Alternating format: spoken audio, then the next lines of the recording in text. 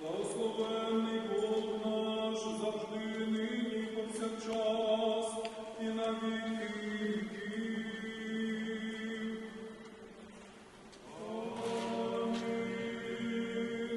Святий Боже, святий кріпкий, святий безсмертний, помилуй нас. Святий Боже, святий кріпкий, святий безсмертний, помилуй нас.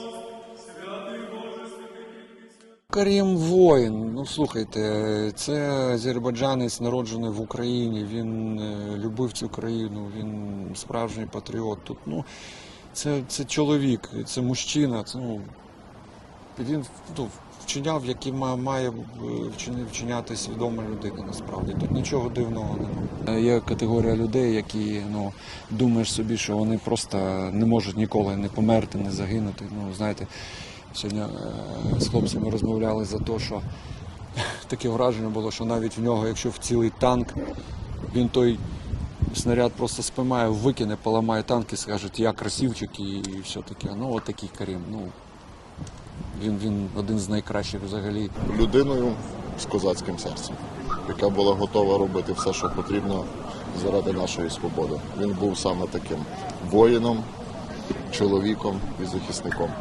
І він назавжди повинен залишитися таким в серцях.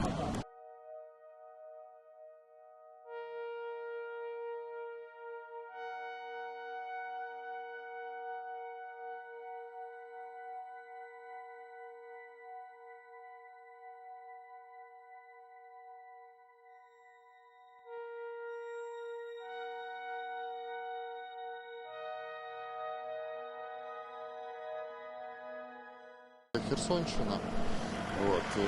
Машина наїхала на міну противотанкову, ну, з відповідними наслідками. Шансів при такому залишитись живих, ну, вони є мізерні. Відповідно, так от вийшло. Герої ж не вмирають, вони живуть в наших серцях. Ну, Карім в наших серцях і живе, він буде далі боронити нашу Україну.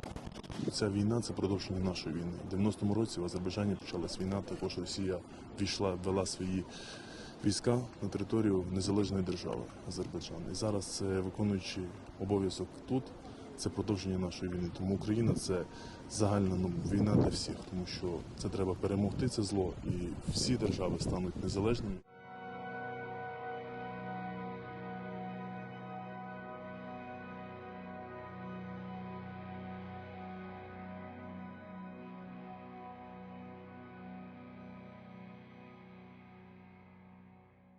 У нас один ворог.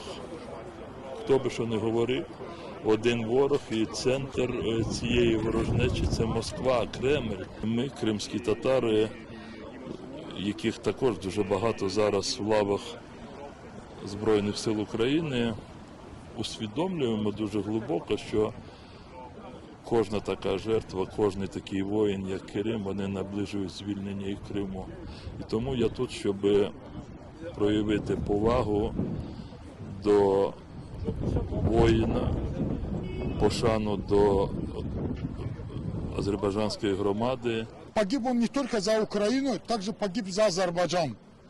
Потому что мы открыто понимаем, что это общий враг, который принес столько беды для этого государства. И мы гордимся людьми, которые отдали жизнь за эту страну. Уже 10-й азербайджанец погибает на территории Украины, отдает свою жизнь за будущее этого государства.